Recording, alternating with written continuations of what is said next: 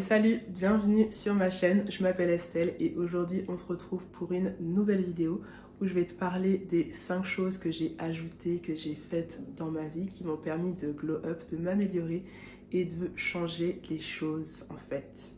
Du coup, si ce type de vidéo t'intéresse, c'est-à-dire des vidéos qui te permettent de level up, de grandir, de tendre vers la meilleure version de toi-même, n'hésite pas à liker, partager et à t'abonner. Et puis let's go pour la vidéo.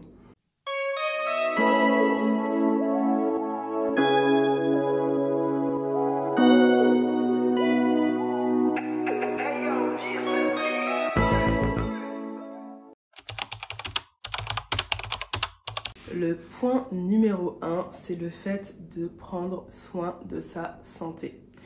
C'est-à-dire qu'aujourd'hui, je discutais avec ma sœur et je me suis rendu compte qu'avant, je ne prenais pas du tout soin de ma santé et qu'aujourd'hui, je le fais de façon régulière.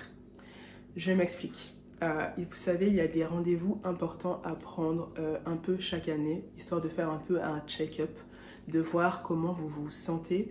Donc il y a un peu les basiques, c'est-à-dire ophtalmologie, dentiste, gynécologie pour les femmes et certainement bien d'autres aussi, par exemple faire un test sanguin pour voir si on a assez de vitamines, ce genre de choses. Ça peut aussi être très intéressant de le faire un peu une fois par an, histoire de voir comment vous allez réellement. C'est quelque chose moi que je ne faisais pas tout le temps, j'avais même peur en gros d'aller chez le médecin à chaque fois. C'est des choses que je repoussais, tant que je pouvais je repoussais. Il y a l'exemple de mes rendez-vous ophtalmologiques. Pendant très longtemps j'espacais au maximum, dès le moment où en fait j'ai eu entre guillemets l'autonomie de prendre les rendez-vous moi-même. Pendant un long moment je prenais pas mes rendez-vous chaque année. Je le faisais tous les 2 voire 3 ans. Alors qu'en soi, j'ai un handicap visuel et c'est donc important pour moi de le faire chaque année pour être sûr que ma vue va bien, que ça évolue bien.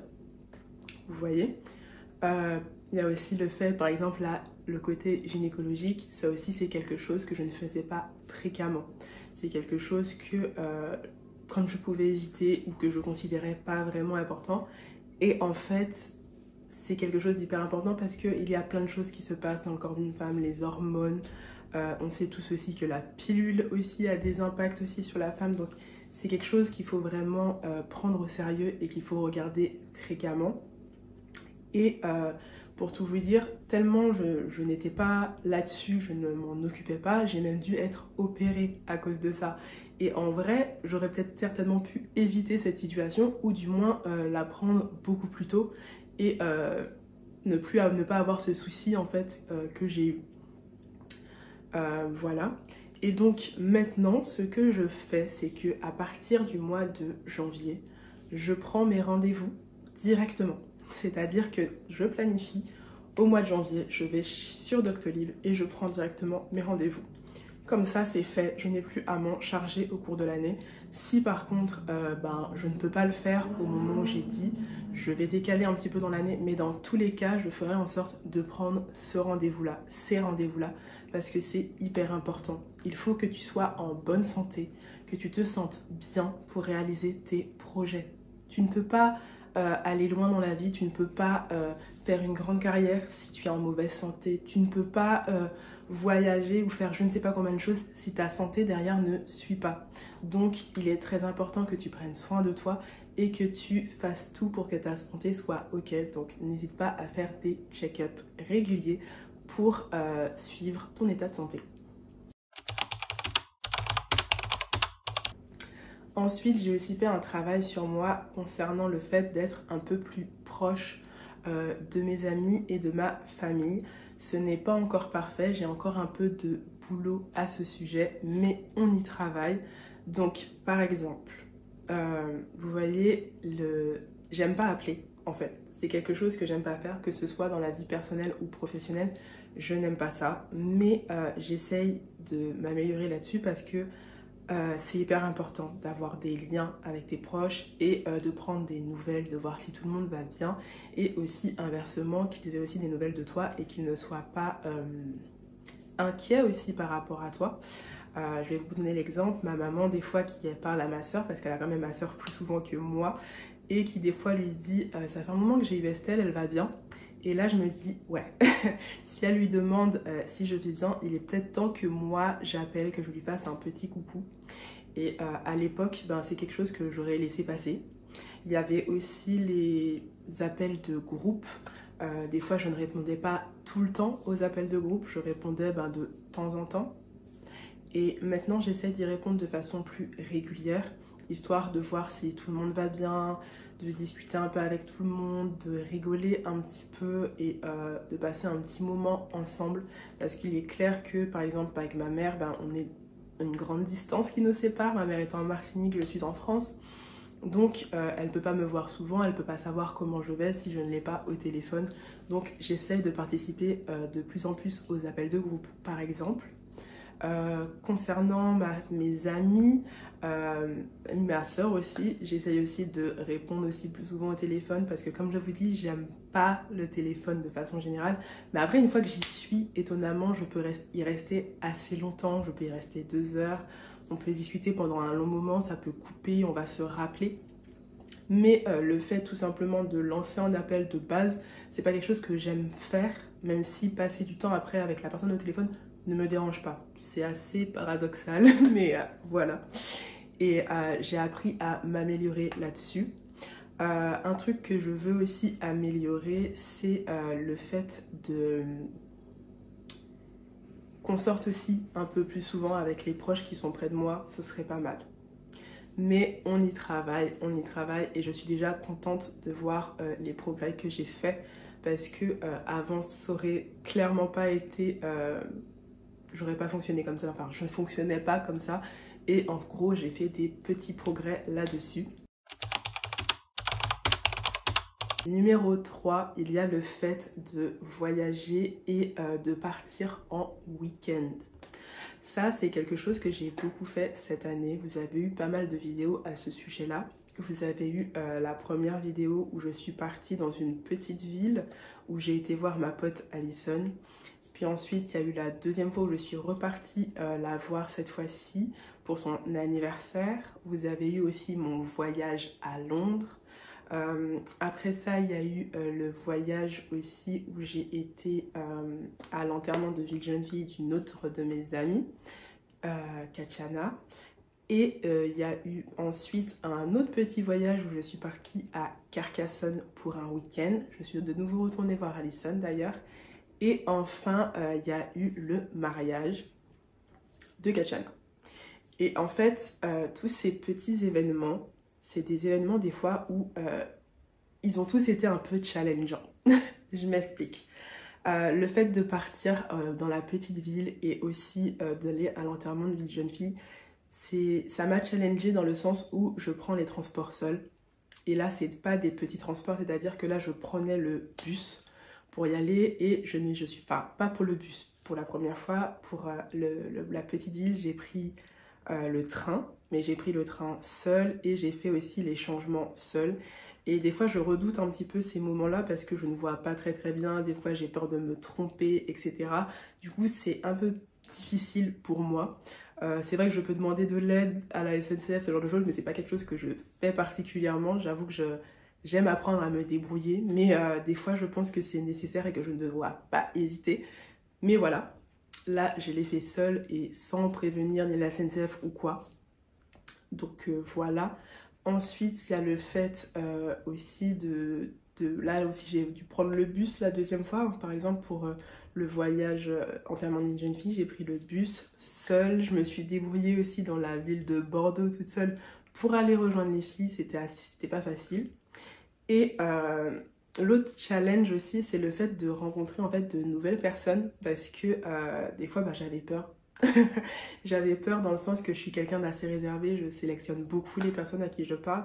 Et par exemple, à l'enterrement d'une jeune fille, je connaissais juste ma pote, du coup, Katiana, et les autres, je ne les connaissais pas. Et du coup, j'avais un peu peur de voir est-ce que ça allait bien se passer, est-ce qu'on allait bien rigoler, est-ce que le feeling allait passer. Et vous savez quoi? J'ai passé un excellent moment, j'ai découvert des nouvelles personnes qui étaient vraiment superbes et c'était génial. Pareil à l'anniversaire d'Alison, certes, je connais ma pote, je connais mon copain, c'est vrai, mais il y avait d'autres personnes ce jour-là et je les ai découvertes aussi et j'ai passé aussi un superbe moment. Et j'ai parlé, je ne suis pas restée muette ou sans discuter ou quoi, j'ai parlé avec tout le monde. Et c'est pareil aussi le jour du mariage de ma pote. J'ai découvert de nouvelles personnes, même si j'ai retrouvé aussi des amis, mais j'ai découvert aussi de nouvelles personnes et j'ai parlé, j'ai discuté sans souci, j'ai échangé avec ces personnes et c'était vraiment génial. Et je suis sortie de ma zone de confort à chaque fois parce que des fois c'était des fois c'était par rapport au trajet, des fois c'est par rapport au fait que je vais rencontrer un nouveau groupe de personnes que je ne connais pas. Et franchement, c'est très bien de faire ça, ça fait du bien, ça te fait sortir de ta zone de confort, ça te fait voir du monde.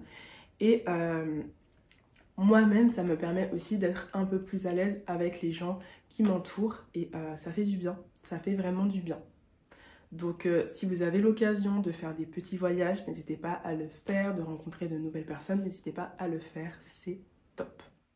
Et d'ailleurs, avec tous ces petits voyages que j'ai faits, je me dis que j'aimerais bien en faire plus souvent. C'est clair que faire les valises, tout ça, c'est embêtant. Mais par contre, les moments passés, c'était vraiment des moments de qualité et dont je garde un merveilleux souvenir. Et d'ailleurs, avec mes copines, on se dit même qu'on aimerait bien de temps en temps se faire au moins une fois par an un rendez-vous où on se voit toutes. Ce serait génial. Avec ma sœur, on s'est dit tout à l'heure aussi, et bien avant aussi, de se faire aussi des petits voyages ensemble.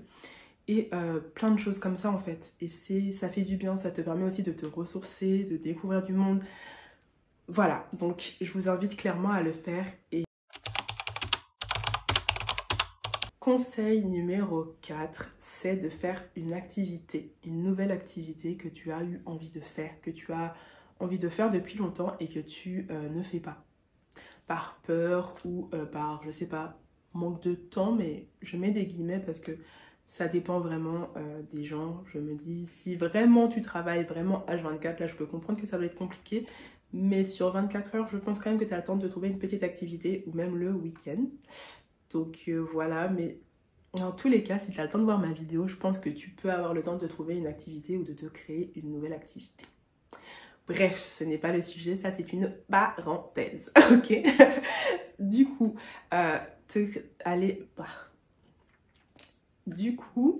le quatrième conseil, c'est de faire une nouvelle activité ou de nouvelles activités, ça dépend de tes envies. Mais ça aussi, c'est quelque chose de bien. Je vais vous donner l'exemple, moi, par rapport au roller. C'est quelque chose que j'ai eu envie de faire, j'avoue, sur un coup de tête et c'est un réel coup de cœur.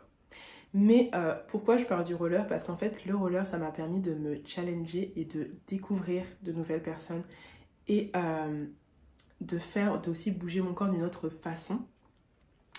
Et en fait, il y a eu des challenges dans le sens où là encore, il y a eu par exemple des petits événements roller où du coup tu roules devant tout le monde, tu fais des petites chorégraphies. D'ailleurs, vous avez pu voir dans une de mes vidéos le look de Nom où j'ai participé. Donc voilà, il y a eu des petits ratés, mais c'est pas grave parce qu'en fait, j'ai passé un bon moment et j'ai partagé ce moment-là avec mon groupe de roller et c'était super cool. Et du coup là cette année je ne fais pas de nouvelles activités parce que j'ai d'autres projets en tête, mais c'est juste, j'ai envie de dire c'est juste cette année parce que j'aimerais par la suite faire une autre activité. Je sais pas si je vous garde la surprise de l'autre activité que j'aimerais faire ou si je vous en parle dès maintenant. Bon, je vais vous le dire, mais ça reste entre nous. Je kifferais faire de la danse à talons. Et c'est quelque chose qui me mettrait dans un inconfort x10, dans le sens où j'ai des talons, mais je marche pas particulièrement en talons fréquemment. Et là, j'aimerais apprendre à danser en talons. Et danser en talons, ça demande aussi une certaine sensualité, tout ça. Et je trouve que c'est très féminin, tu vois. Et ça demande une certaine sensualité. Et je me trouve pas particulièrement sensuelle de base ou particulièrement sexy.